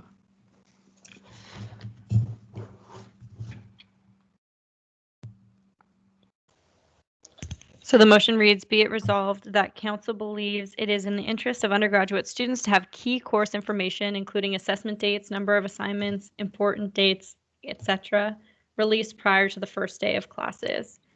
Edward, I guess I'll take you as the mover. Can I get a seconder? I'll second it. Thank you, John.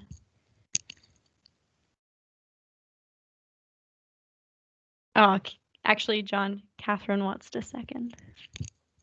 I'll let Catherine second it. Thanks, John.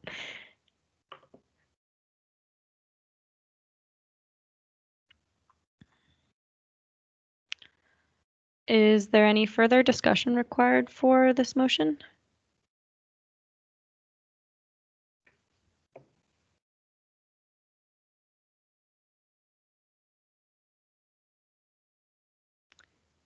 Okay, hearing no more comments. All those opposed?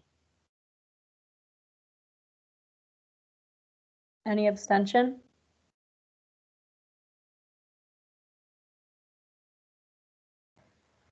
Okay, motion passes. Thank you everyone for that great discussion. We will now move on to item 7.2, AHS faculty name change. I don't know if Eamon is here with us. Okay. So the reason this was put on to the agenda. Oh, 1 second, Maria, I'll just quickly speak to it. The reason this was put on to the agenda is the Senate undergraduate caucus voted to abstain from the AHS faculty name change after it was apparent that no undergraduate student or limited undergraduate student consultation was done on the faculty name change. I believe that the AHS caucus has a little more information about some of the information that they've gathered from their constituents. We just wanted to have a conversation today to get some direction for the undergraduate caucus at the Board of Governors, as this is coming for final vote on the 27th, but I'll let Marie speak next. Yes, hi. So although our Senator Eamon is not here, she did brief me on everything that she was aware of. So we were really hoping to push this off as much as possible, because when it comes to the name change. We've recently reached out through social media as well as a few other platforms and received very, very negative pushback on this.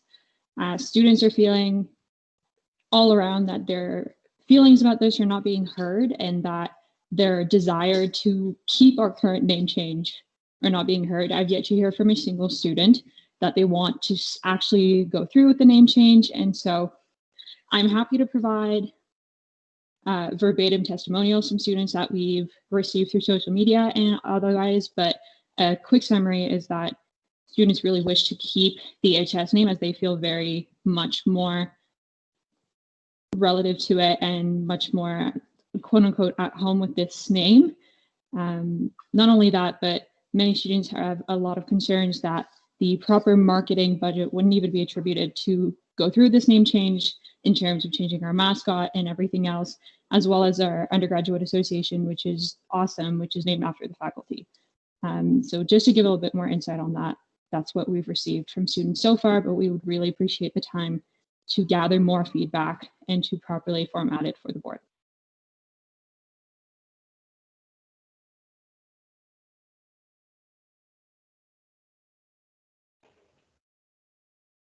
I'll open up the floor for some discussion on this item. I guess I'll just restate that out of this discussion, we're hoping to get a direction from council to continue at the board level, either abstaining or voting against the motion. I'll take John now. And I'd say I always support sticking it to the university when they pretend undergraduate students don't exist and they don't consult us. As a classic example I give to people is when they had a survey that they sent out on the, I think it was the long range plan for the university or something. And they had, please select your group. So what part of the university are you? And they had staff, faculty, alumni, graduate student, other. And that was it. So I don't know if anyone's missing from that group of people, but that's how the university feels about us quite a lot. Thank you, John. Julia, go ahead. Or Jewel, sorry. No worries. I know it says Julia on here because of Learn and everything, but yes, I do go by Jewel. Hi, so this year I am the Awesome president. Last year I was on Awesome as a director, and during the winter we had a meeting about this, the Awesome team, and I remember we had a lot of students coming to us when the idea was brought forth and voluntarily expressing how they felt about it. There was a lot of issues on the title not being as inclusive for all the programs that our faculty has.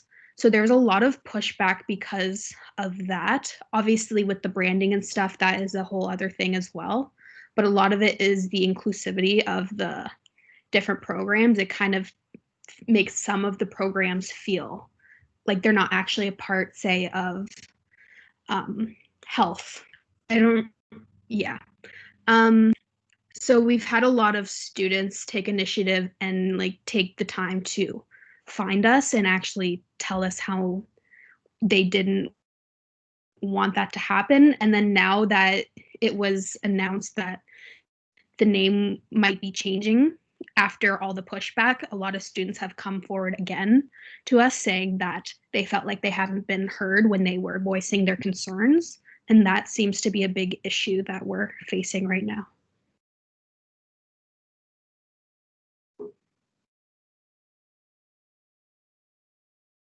Thank you, Jewel. Is there anyone else who wishes to speak on this item?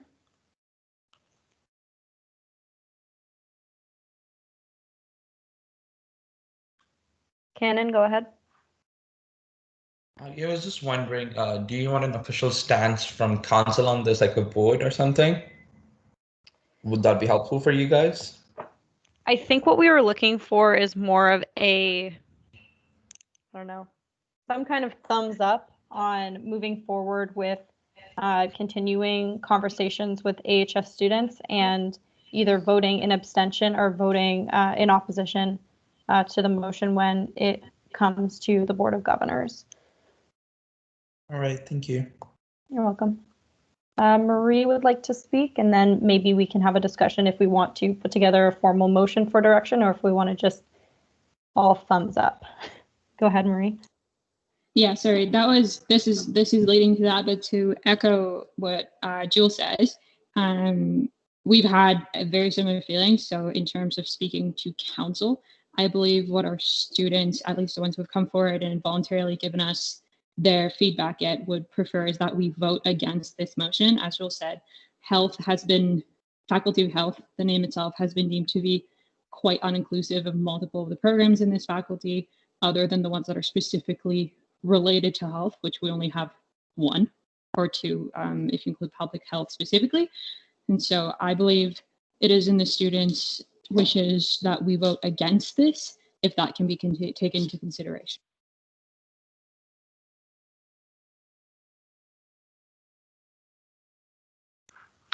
Thank you, Marie. Looking at my stopwatch, we still have 3 minutes left on the timer for this discussion. So John, go ahead. Marie, would you like us to suggest some wording for a motion? Yes, please. I'm still unclear on exact wording All for right. motion. I have a draft here, great. John, unless you have something better. I don't. Excellent. So I have, be it resolved that council supports the undergraduate caucus at the Board of Governors to vote against the motion to, I guess, what is it, confer or to approve the faculty name change, the AHS faculty name change. With the corroboration from Jewel, I would be happy to move forward with that motion. But again, only if Jewel is also on board, as she represents the side. So I guess I'll take Marie as the mover and Jewel as the seconder. Yes, I second it. Okay, Cannon would like to speak. I was wondering, could we I know you discussed this already, but could we add a whereas for this? Sorry, could we add a whereas statement saying the reason for this is because there has been no undergraduate consultation or very poor undergraduate consultation?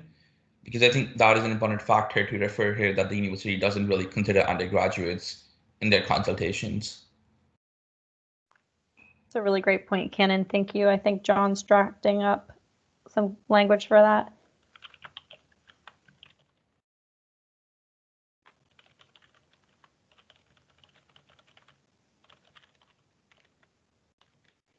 Okay, I don't think we should be as sassy and say as usual, John, but the first part looks fine.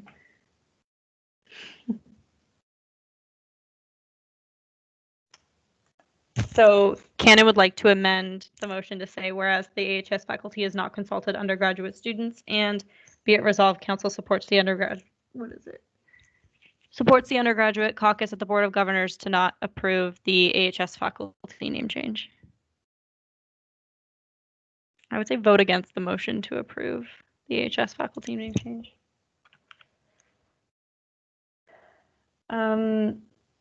Marie, Jules, is that, can we take that as a friendly amendment? I believe so. Is there any opposition from anyone else in the assembly?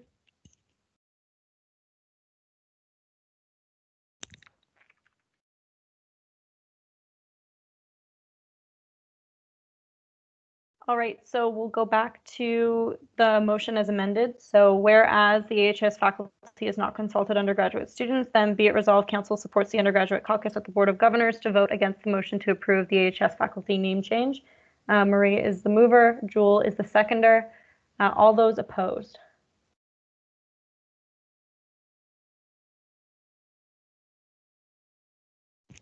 Any abstention?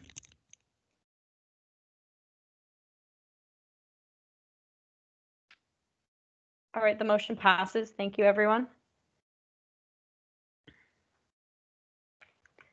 We will move on to new business. So any councillor may raise any item of concern during new business. Are there any items that any councillor would like to bring forward at this time?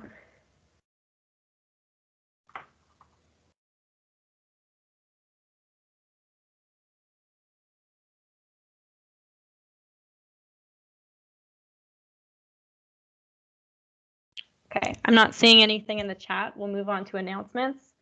Any counselor is able to make an announcement, about 1 minute. Stephanie, is this your announcement? Would you like to speak?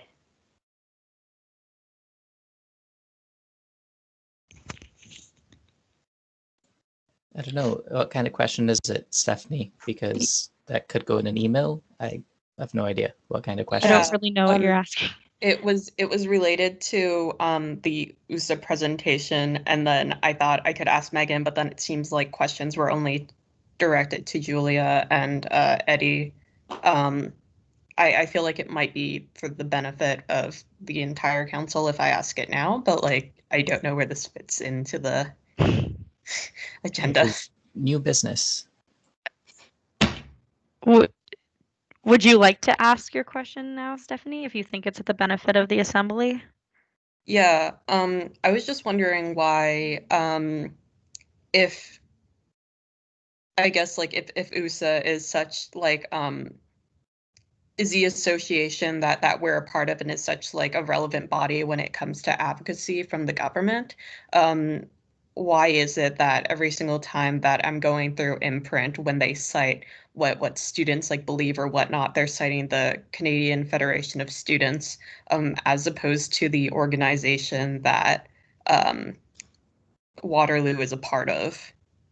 That just seemed like a weird thing to me that kept coming up. It depends what you're looking at, because there's the Canadian Federation of Students, and then there's also the Canadian Federation of Students Ontario. So there's two chapters. But because the Canadian Federation of Students is a Canada-wide organization, from what I've seen of their reports, they tend to do kind of like shorter and more digestible things when it comes to looking for statistics. So I mean, I wouldn't say that the research that CFS does is wrong, but that CFS like does tend to take kind of a different approach to advocacy than USA does. And I guess to that end, I've never kind of, I don't know that any VP Ed has kind of sat down with Imprint and said, oh, hey, this is the organization that we're a part of, maybe take a look at their research. So if you would like, that's something I can do, but yeah, I'm not really sure.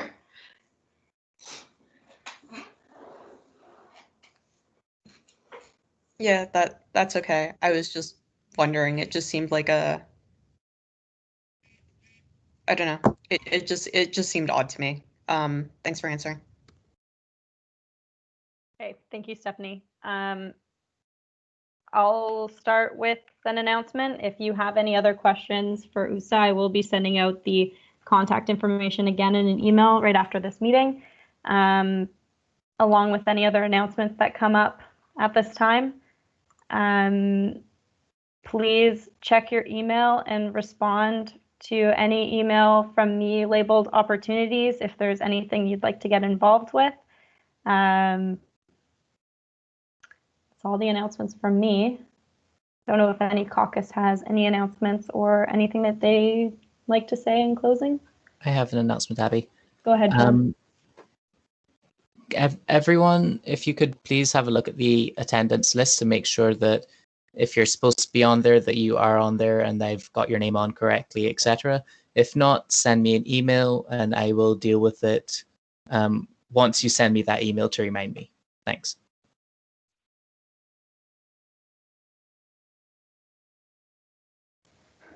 Any further announcements?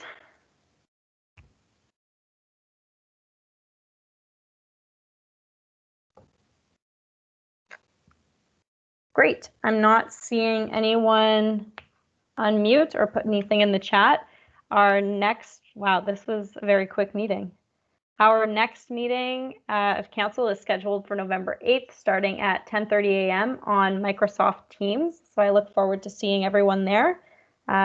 If you are unable to attend, please email speaker@WUSA as soon as possible. That being said, there are no more announcements. We've exhausted all the items on the agenda, so I will adjourn this meeting at 12:40 p.m.